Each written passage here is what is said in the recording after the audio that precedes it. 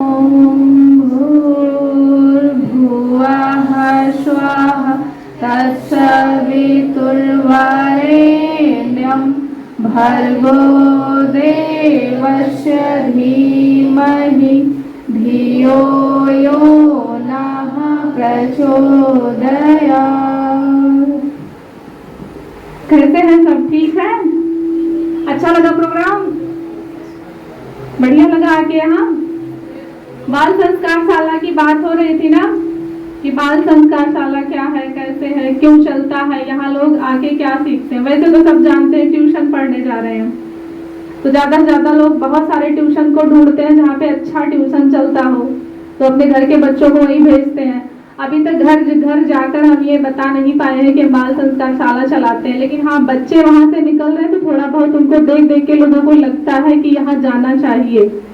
ठीक, तो जिसके भी संपर्क क्षेत्र में अगर मान लीजिए आपको हमारे घर भेजने में दिक्कत हो रही है, तो आप प्रोसेस आप सीख गए होंगे कि वहाँ बच्चों को संस्कार बताया जाता है। उसमें क्या बताया जाता है? सोना, जागना, उठना, बैठना, कपड़े पहनना, खाना खाना, चलना फिरना, लोगों से बात करना, हम किससे कैसा व्यवहार करें, यही सब बताया जाता है। तो अगर कोई भी चलाना चाहे और उसे लग रहा हो कि हम यहाँ तक जा नहीं सकते या मेरे घर वाले इनके घर जाने नहीं देंगे, तो अगर आपको करना है, कहीं भी कोई भी करना चाहे, लड़की लड़का किसी भी उम्र का हो, इवन अगर किसी के घर में बहुत बड़े भी कोई हो, 50 साल, 40 साल, 32 साल, 18 साल, 17 साल, 19 साल, करना चाहते हैं कि नहीं, ये ज्यादा जरूरी है। तो आप सर जी से संपर्क करिए। अगर उसकी प्रोसेस में दिक्कत है तो आप हमको बताइए, सर जी तो जो बता देंगे। आप अगर उस पर चल दिए तो नो डाउट आप अच्छा करेंगे। 2-3 चीजें खाली आपको ध्यान रखनी है। आपका अपना निर्माण होगा, आप में स्वयं में सुधार होगा, और उसके साथ साथ जो भी आपसे जुड़ते चले जाएंगे वो भी सीखते चले जाएंगे, और कब आप कितना चेंज ले आएंगे आपको खुद पता नहीं चलेगा। 2-3-4 चीजें आपको बहुत ध्यान रखनी है। पहला, बहुत ज्यादा जोश में नहीं आ जाना है कि हम उलट देंगे, पलट देंगे, तोड़ देंगे, ऐसा कुछ नहीं है। पहली बात, धीरज रखिए। अगर आप लड़की हैं तो और भी धीरज रखिए। तो सबसे पहले यही कि आप धैर्य से चलिए और भरोसा रखिए गुरुदेव पे और सर जी की बातों पे। अगर सर जी ने कुछ कहा है तो पत्थर की लकीर है, इतना मान के चलिए। कभी अपनी बुद्धि ना लगाना कि नहीं हम इतना ये कर देंगे तो ऐसे हो जाएगा, बिल्कुल नहीं। सबसे पहले भरोसा, आज्ञाकारिता लाइए कि हाँ, अगर सर जी ने कहा है तो मुझे करना है। जैसे मान लीजिए आप कोई काम करने जा रहे हो, सर जी से आपने पूछा कि सर जी ये करें कि ना करें, और अगर सर जी ने कहा कि हाँ इसको ऐसे करिए, अगर आप करेंगे तो निसंदेह होगा, लेकिन अगर अपनी बुद्धि लगाएंगे, बहुत ज्यादा समझदार बनेंगे, तो आप हमेशा घाटे में रहेंगे। तो कहने का मतलब, बाल संस्कार शाला जिसको भी चलाना है, या ये मत सोचिए कि बाल संस्कार शाला में वैसे तो निर्धारित है कि 5 से 6 साल, मैक्सिमम 7 साल, इससे ऊपर बच्चे ना जाए। लेकिन अगर आप इससे बड़े हैं तो आपके लिए कन्या किशोर संस्कार शाला है, जो भी हम चलाने वाले हैं। प्लानिंग चल रही है कि अगला वही स्टेप हो, क्योंकि क्या होता है ना, जब बड़ी लड़कियां मिलती हैं तो उनको अब उनके हिसाब से चीजें बतानी पड़ेंगी। छोटे बच्चों वाला तो वो क्रॉस कर चुकी हैं, तो अब वो भी चलेगा, तो वो भी चलेगा। तो आप भी चाहे तो उसमें जुड़ सकती हैं, आ सकती हैं, कर सकती हैं, ये कहने का मतलब है। और बाकी जिसको सीखना है कि मुझे चलाना है व्यक्तिगत, तो उसके लिए अपने घर का एनवायरमेंट ठीक करिए। तुरंत शुरू मत कर दीजिएगा जो उसमें आके कि नहीं अब कल से ही चलाएंगे, नहीं। पहले अपने घर का एनवायरमेंट ठीक करिए। उसके लिए क्या करना पड़ेगा?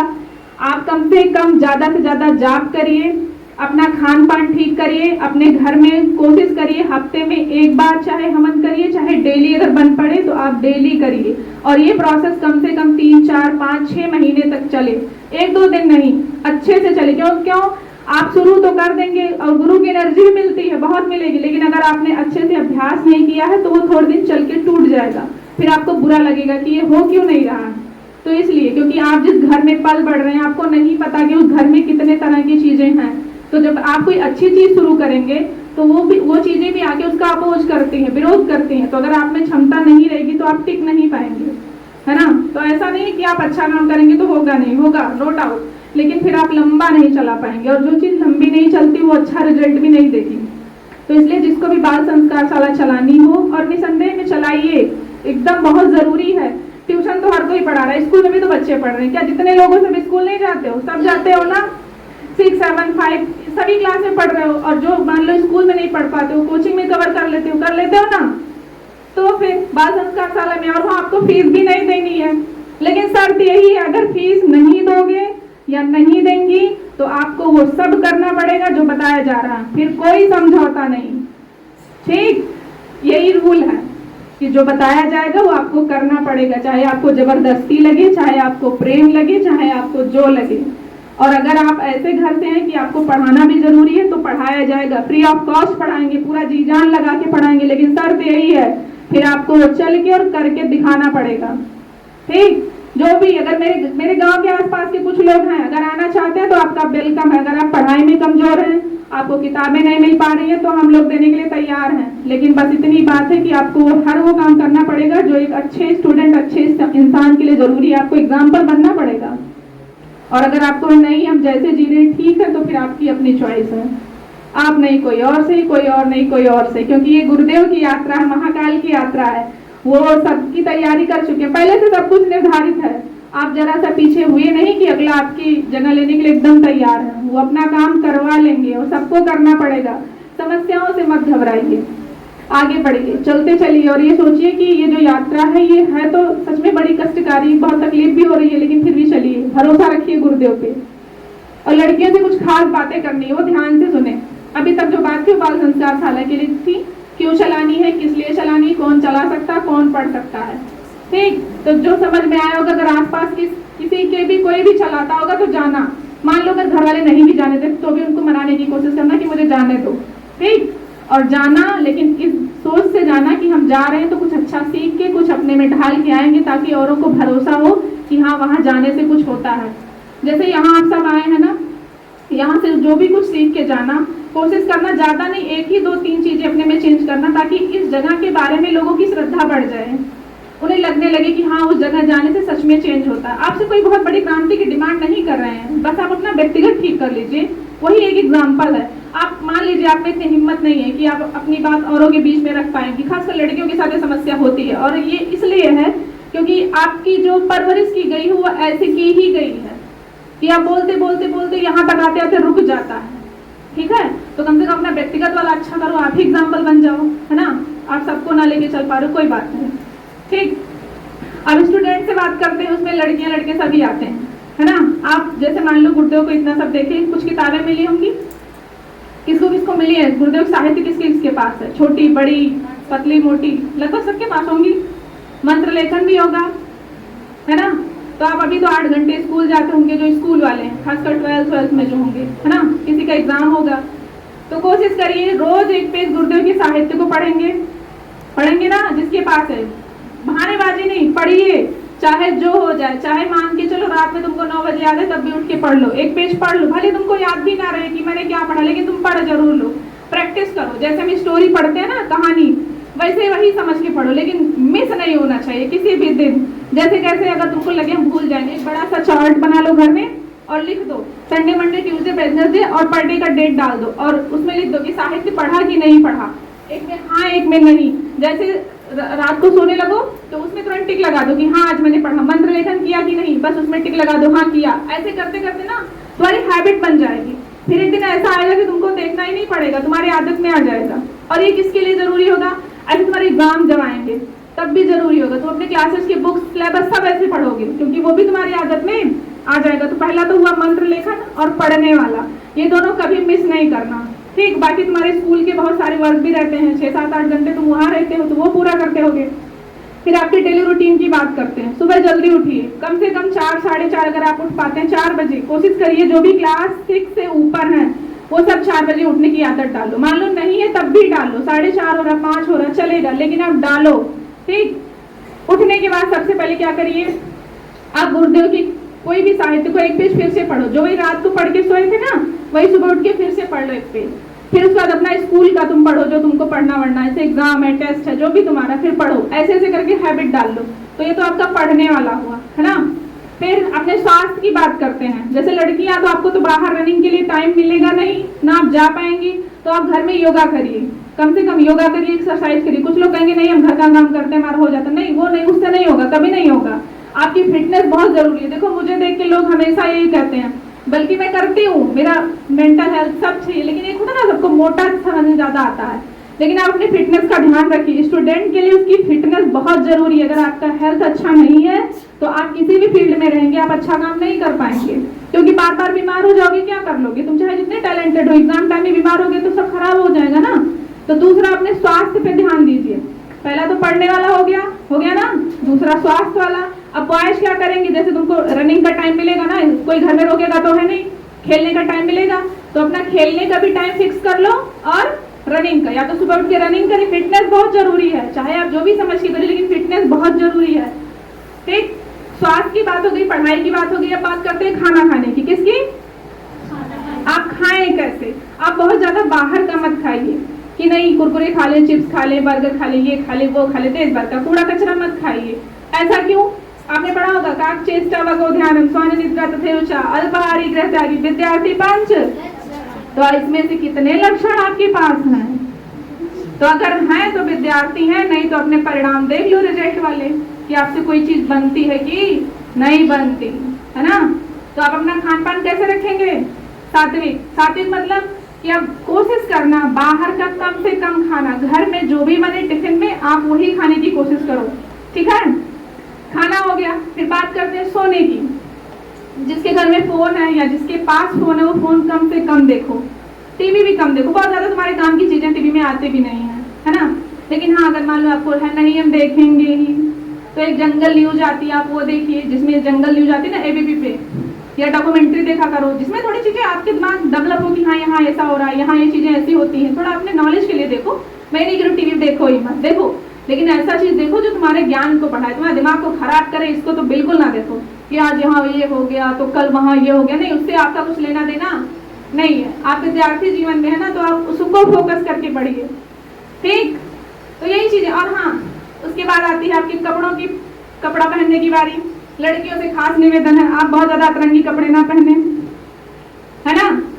इसे आप बहुत ज्यादा सुंदर दिखने वाली नहीं है। लड़कियों के लिए अभिशाप है, अगर मालिक ने उन्हें गोरा रंग दे दिया, उनका दिमाग वैसे खराब रहता है, थोड़ा उतना नहीं रहता है। आसपास वाले माँ बाप देख देख के खराब कर देते हैं। तुम बहुत सुंदर और सुंदर रह के मर जाओ, कुछ अच्छा काम कर। मैं ये सही वास्तविकता बता रही हूँ आपको। अपने देश में इतना काले और गोरे का भेद नहीं था। जब से अंग्रेज वाला सिस्टम आया ना, उसने हम लोगों के डीएनए में इस तरीके से चीजों को कर दिया है कि आज भी हम गुलामी के उस चीज को तोड़ नहीं पा रहे हैं। और ये लड़कियों के आगे बढ़ने में, नया सीखने में, कुछ नया करने में बहुत बड़ा अभिशाप है। आप ये सोचिए कि आपको ये जो मिला है, आपका ध्यान उस तरफ ना जाए, ऐसी ऐसी चीजों में अपने आप को इन्वॉल्व करो। ठीक है, मैं कह रही हूँ, हो सकता है कुछ लोग को बुरा लगे। देखिए, हमें आपसे कोई दुश्मनी नहीं है, हम इसलिए बता रहे हैं ताकि आप में अगर कोई अच्छा टैलेंट हो तो ईश्वर करें आप उस चीज को अच्छे से निखारिए। पता है, आपकी पहचान आपके काम से होगी ना, तो जिस दिन मान लो खुदा न खास्ता आप अगर जल्दी मर जाते हैं तो आपको अच्छा मौत नसीब होगा। जीना तो वैसे भी संघर्षपूर्ण है, लेकिन एट लास्ट जब आप मरे तो आपको ऐसा एहसास हो कि चलो कम से कम ईश्वर ने जो मुझे जीवन दिया था उसमें मैंने कुछ तो अच्छा किया। तो ये कब होगा? मेहनत करने पे होगा। हर वो चीज जो आपको रिस्पेक्ट दिला रही है वो बहुत मेहनत का डिमांड कर रही है। ठीक, तो हम स्टूडेंट से यही कहेंगे। लड़कियों से कुछ चीजें और कहना जो 9 से ऊपर वाली हैं। समझ आ गई ना मैंने आपसे क्या कहा? खाना, सोना, खेलना, अपने स्वास्थ्य का ध्यान रखना, पढ़ाई करना, उसके साथ साथ गुरुदेव के साहित्य को एक पेश पढ़ना, मंत्र लेखन करना। और अगर हो सके तो आप 11 बार मंत्र जप जरूर करिए, सुबह स्कूल जाने से पहले और शाम के समय। ठीक, ज्यादा लोड तो नहीं हो गया? ठीक है ना? हाँ, तो बस ठीक है। लड़कियां जो लोग 9 से ऊपर है, 9, 10, 11, 12 और ग्रेजुएशन या पीजी जो भी कर रही हैं, सबसे पहले अपने घर को सुव्यवस्थित रखिए। ये कहने के पीछे का रीजन ये है, कई घरों में हम गए, मैंने वो अव्यवस्था देखी तो मुझे अच्छा नहीं लगा। आप चाहे जितने ज्ञानी हो सब चलेगा, लेकिन अगर व्यवहारिक पक्ष आपका अच्छा नहीं है तो वो बहुत गड़बड़ है। फिर जैसे आपके घर कोई जाए, चीजें ऐसे व्यस्त पड़ी रहे, ये इधर पड़ा, वो उधर पड़ा, ये इधर पड़ा, तो अच्छा लगेगा देखने में? नहीं लगेगा ना, लगना भी नहीं चाहिए। क्यों? क्योंकि कल आप इसके बाद दूसरे घर में जाएंगे। गुरुदेव सुव्यवस्था की बात करते हैं, जो नैतिक शिक्षा फर्स्ट बुक है, अभी मैंने उसे रिसेंटली पढ़ा फिर से, उसमें स्वच्छता टॉपिक है, व्यवस्था टॉपिक है, संयम टॉपिक है। मतलब उसमें यही बताया ही जा रहा है कि आप अपने घर को कैसे सुव्यवस्थित रखें। मैं ये नहीं कह रही तुम्हारा घर बहुत बड़ा हो, टाइल्स पत्थर हो, नहीं, नो डाउट, आपका घर जैसे भी है, बस आप चीजों को अरेंज करना सीखिए। जो अस्त व्यस्त चीजें पड़ी रहती है, गंदी पड़ी रहती है ना, उसको देख के लोग सोचेंगे कि ये बोलते तो ये सब इतना ज्ञानवान बात है, इतना सब बड़ी बड़ी बात करते हैं, और घर की व्यवस्था, घर की चीजों को देखिए तो उससे क्या है, एक बैड मैसेज जाएगा ना, नहीं होना चाहिए। और गर्ल्स से क्यों कर रही हूँ, क्योंकि देखिए कल आप शादी करके दूसरे घर जाएंगे, गुरुदेव की तस्वीर के साथ जाएंगे, लेकिन जो आपके आंखों के सामने आप करेंगे, सबकी समझ यहाँ तक नहीं है जहाँ आप उम्मीद कर रहे हैं, वो यहीं तक है। तो एटलीस्ट पहले वो वाला तो बैलेंस करो, है ना। तो अपने घर को भाई साफ सुथरा रखिए, चीज़ों को अस्त व्यस्त मत करिए। और विद्यार्थी जो पढ़ रही हैं, जो भी आपका स्टडी रूम है, बहुत अस्त व्यस्त ना रहे। किताबें एक जगह हो, जितना पढ़ना उसको एक जगह रखिए, जितना नहीं पढ़ना उसको अलग रखिए, साफ रखिए। ऐसा रखो कि तुम्हारे अलावा अगर कोई भी वहाँ जाए तो बिना पढ़े लिखे कुछ किए रिटर्न ना, उसे लगना चाहिए कि हाँ यार ऐसा रूम अच्छा है, ऐसा मुझे भी करना है, ताकि मैं भी अच्छे से पढ़ पाऊँ। आपके ध्यान में, आपके कंसंट्रेशन में साफ सफाई का बहुत ज़्यादा रोल है, आपके बुक्स के अरेंजमेंट का बहुत रोल है। कुछ लाइब्रेरीज में जाते होंगे, आप देखते होंगे इतना गजब का वहाँ पे अरेंजमेंट रहता है कि ना चाहते हुए भी आप एक दो टॉपिक, दो चार बुक पढ़ने के लिए एकदम बेचैन हो जाओ कि लाओ मैं भी थोड़ा सा पढ़ लूँ। क्यों? क्योंकि वहाँ का अरेंजमेंट ऐसा रहता है, उस इन्वायरमेंट की बात ही ऐसी रहती है। तो कम से कम अपने घर वर को तो साफ सुथरा रखिए ही ना। ठीक, यही कहना। और बाकी आप अपना पढ़ते रहिए, कुछ नया सीखिए, जो भी आपको सिलाई कढ़ाई बुनाई जो भी चीज़ें आती हैं उसमें गुरुदेव की चीज़ों को इन्वॉल्व करिए। जैसे सिलाई आती है तो उसमें देखिए झोला जैसे मैंने टांगा हुआ है, अगर आपको कपड़ा प्रोवाइड कराया जाए तो आप कोशिश करिए बिल्कुल एज इट इज सिलने का। लोगों तो सर जी बाद में अपना करवा ही देंगे, बाकी आप कोशिश करिए कि हम ऐसा सिल लें, क्योंकि कहीं ना कहीं इसको बनवाने के लिए बहुत सारा बाहर देना पड़ता होगा, तो वो चीज़ें आपको मिल जाएंगी। सिलाई सीखिए, कढ़ाई सीखिए, पेंटिंग सीखिए, आर्ट एंड क्राफ्ट सीखिए, रंगोली सीखिए, कंप्यूटर चलाना सीखिए, जो भी आपके मन में आए सीखिए, क्योंकि टाइम बहुत लिमिटेड गर्ल्स को मिलता है। वैसे भी आप जानते हैं, जो कई सारे सिस्टर्स होंगे उन्हें पता होगा ये चीज़ें कि मतलब आप खुद भी उस चीज़ को जानते हैं, तो कम से कम ऐसा कुछ सीखे रहो कि आप आत्मनिर्भर रहिए। क्योंकि जब आप कुछ कमा के अपने माता पिता का बोझ हल्का कर रही होंगी तो शायद उतना प्रेशर वो नहीं देंगे आपके ऊपर कि नहीं अब शादी करके भेज देना है। क्योंकि आप उनको भी तो देखिए, सामाजिक स्तर पे उन पे कितना टोन आता होगा, लोग उन्हें कितना बोलते होंगे, वो कितना सुनते हैं आपके लिए, तो आपकी भी तो कुछ जिम्मेदारी है। तो कुछ नहीं कर पाइए तो गुरुदेव काम करिए, और जो भी आपको समझ में आ रहा है, जिससे आपको लगता है कि इससे मेरे माता पिता को जो बाहर से डोज मिल रहा है उसका प्रभाव नहीं पड़ेगा, तो आप करिए। और आज तो यूट्यूब आ गया, देखिए आप यूट्यूब से सिलाई सीख सकती है, कढ़ाई सीख सकती है, पेंटिंग सीख कर सकती हैं। आजकल तो मिट्टी का आर्ट एंड क्राफ्ट आता है, आप देखे होंगे वेस्ट से कितना सारा बड़ा बड़ा थैला बनाना आता है। आपको जो भी आता है ट्राई करिए, आप चलना शुरू कर दीजिए बिल्कुल। और अगर डर लगे तो गुरुदेव को देखिए, ये सोचिए कि दुनिया में अगर कहीं भी एनर्जी की, ताकत की कमी है तो इन्हीं के पास है वो, और इन्हीं के पास चलना है मुझे। बस शर्त यही है, भाव और नियत सही होगी तभी काम करेगा। अपने स्वार्थ लालच बस कर रहे होंगे तो थोड़ा थोड़ा मिलेगा, फिर आप चल नहीं पाएंगे। ठीक, तो बाल संस्कार शाला जो चलाना चाहते हैं वो सर जी से संपर्क करें, और कोशिश करो आपके गांव में जरूर चले। हो सकता है आपके माता पिता सपोर्ट ना करें, तो इस बात के लिए आप बिल्कुल परेशान ना हो, क्योंकि दुनिया में सबके माता पिता यही हैं। बाकी शरीर तो चाहे आपको जिससे भी मिला हो, एक दिन एहसास हो जाएगा। हो सकता है वो टाइम थोड़ा आपके जीवन में बाद में आए, लेकिन एहसास सबको होने वाला है। और कभी भी ईगो मत करिएगा, जिसे हम अहंकार बोलते हैं, अरे हम बड़े अल्फा हैं, बड़े बीटा है, गाँव आप कुछ नहीं है।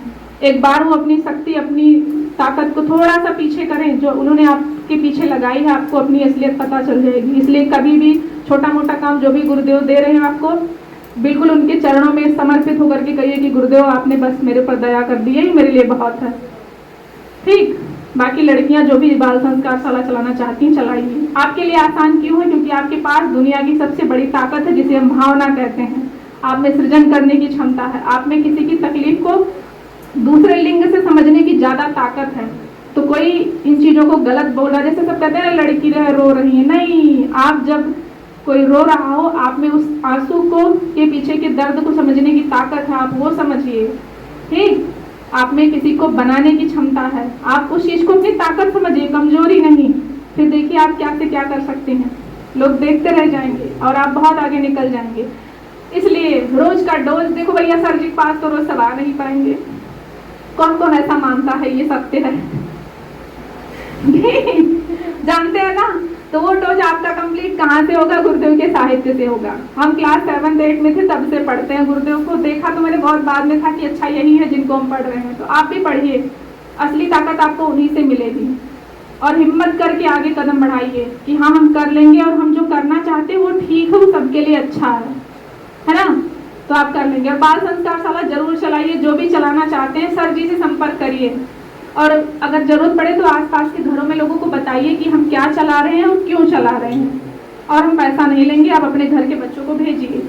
ठीक, फिर देखिए, और जैसे जो पहली बार चला रहे हो कोशिश करो कि 1 साल से लेकर 6 साल तक की वाले बच्चे आपके बाल संस्कार शाला में हों, उससे बड़े बच्चे ना हों। क्यों? ऐसे बच्चों से घर वाले उबे रहते हैं, वो खुद चाहते हैं कोई 2-3 घंटे के लिए लेके चला जाए, चाहते हैं ना, तो वो आपके पास 3-4 घंटे के लिए भी छोड़ देंगे, और उन्हें आप कुछ ज़्यादा नहीं सिखाना, केवल क्या, बैठते कैसे हैं, उठते कैसे हैं, धरती माँ को कैसे प्रणाम करते हैं, माता पिता को कैसे प्रणाम करते हैं, और एक चीज़ बार बार कहना कि यही आपके माता पिता हैं। उन्हें इतनी बार बता देना कि वो अपने मम्मी पापा को देखे तब भी सोचे अच्छा वो हमारे मम्मी पापा हैं। ठीक, ये ऐसा क्यों है? क्योंकि मैंने बड़े बच्चों पे काफ़ी काम किया, लेकिन उन्हें ये समझाने में काफ़ी टाइम लग गया मुझे, लेकिन जो छोटे बच्चे हैं बड़ी जल्दी समझते हैं। मनोविज्ञान में मैंने पढ़ा था तो उसका एक्सपेरिमेंट थोड़ा बहुत समझ में आ रहा है कि आप उन्हें ज़रूर समझाइए। उन्हें खाना खाने को बताइए, किस हाथ से खाते हैं, किस हाथ से लिखना है, कैसे चलना है, यही सब आराम से बताइए। जब तुम्हारी दादी आए तो उनको ऐसे बिठाना, बाबा आए तो ऐसे बिठाना, पड़ोसी आए तो ऐसे बिठाना, दीदी से ऐसे बोलना, दीदी का। और सबसे ज़रूरी बात, जितने भी लड़के होंगे उनको ये बताना कि अपनी दीदी को प्रणाम जरूर करना, जैसे माता पिता को प्रणाम करते हो वैसे दीदी को। जैसे मेरे यहाँ तो सब अभ्यस्त हो चुके हैं कि दीदी को जरूर प्रणाम करना, मम्मी पापा वाले भले छूट जाए, क्योंकि बहुत ज़रूरी है। समाज में जो आज चीज़ें फैली उसके पीछे कहीं ना कहीं एक रीज़न ये भी है कि आजकल के भाई बहन में जो एक बात होती है वो भाई बहन जैसी नहीं होती। भाई अपनी बहन की इज्जत नहीं करता तो फिर वो सड़क पे चलने वाली लड़की की इज्जत कैसे देगा? तो सबसे पहले वहाँ अभ्यस्त कराइए कि अपनी बहन का जब पाँव छुएगा तो उसे ये एहसास होगा कि हाँ मेरी दीदी जैसे ही है वैसे वो लोग भी तो दीदी है उनकी किसी की, तो उन्हें बताइए, तब तो बात बनेगी। तो बाल संस्कार शाला जरूर चलाएं, और जो मैंने हस्त कौशल के जितने भी ऑप्शन बताए, जिसको भी आता होगा और लगता होगा कि हाँ हम सिल सकते हैं या हम करना चाहते हैं तो आप बताइएगा, क्योंकि गुरुदेव के यहाँ इन सब चीज़ों की बड़ी ज़रूरत है। जैसे जो सिलाई करते होंगे, जो माला जपते हैं वो बनाने वाला, ये झोला बनाने वाला, कुर्ता बनाने वाला, तो ये सब जो पैसे होंगे वो कहीं और की बजाय आपको मिलेंगे, और आप गुरु के मिशन में एक अच्छे कार्यकर्ता भी बन जाएंगे। क्यों? आपका समय कहीं और जाएगा भी नहीं। ठीक, बाकी मैंने जो बताया इस पर अमल करिएगा। पढ़ने वाले खासकर क्या बताया गया, चलिए रिवाइज करिए, बताइए। मंत्र लेखन करना, पढ़ना है एक पेज जो गुरुदेव का मिला है, ये 3 तो बहुत जरूरी है। उसके बाद अपना क्लास का पढ़ना, जो भी तुम्हारे स्कूल, शरीर ठंडा हो जाए तो नहाना धोना, फ्रेश होना, फिर स्कूल के लिए निकल जाना। खाना खाने के लिए बताया गया कि आप खाएं कैसे, सोने के लिए बताया गया ना, यही सारी चीजें आसान है ना। इसमें कुछ ऐसा नहीं हुआ चलो पूजा करना है, ऐसा कुछ कहा गया नहीं, कहा गया ना। वर्क इज वर्शिप होता है, क्या होता है? कर्म ही।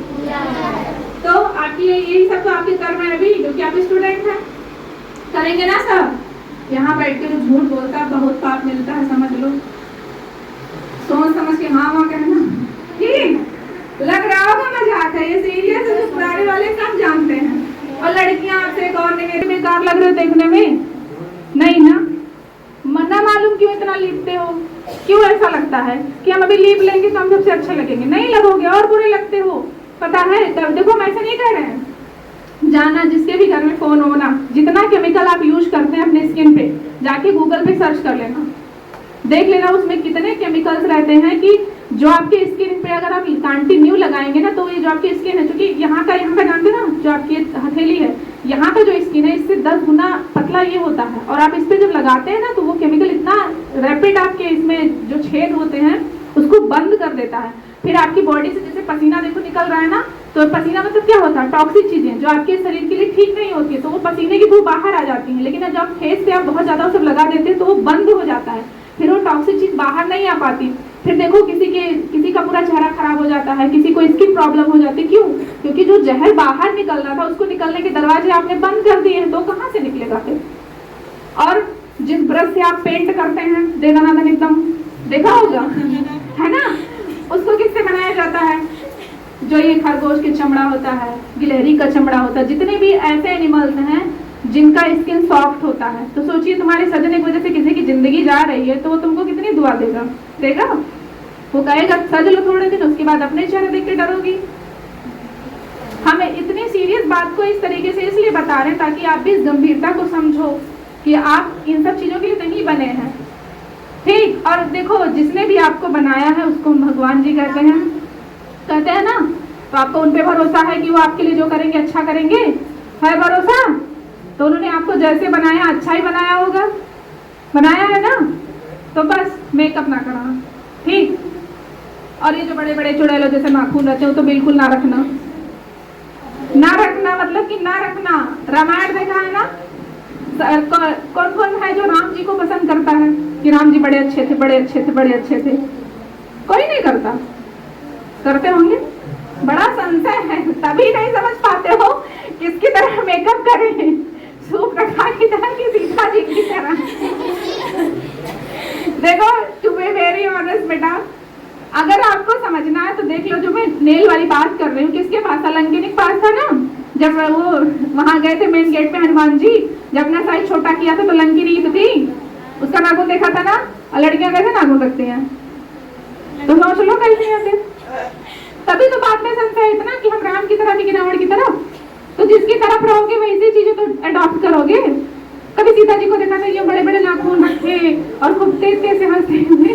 नहीं ना, तो मत करिएगा। हम आपको इसलिए हंसा के बता रहे हैं, हाँ तो बहुत सीरियस बातें डांट डांट के बताई जानी चाहिए, लेकिन इसलिए बता रहे हैं जैसे मेरा भाई है, छोटा है मुझसे, ऐसे आप लोग मेरे भाई बहन जैसे ही है, तो अपनों से ऐसे ही तो बात करते हैं। मम्मी पापा कैसे बोलते हैं? ऐसे तो नहीं बोलते, लेकिन अब समझ लो कि बोलते ही हैं। टीचर्स आपके ऐसे ही बोल देंगे बेटा इसको ऐसे करिए, इसको ऐसे करिए, ठीक।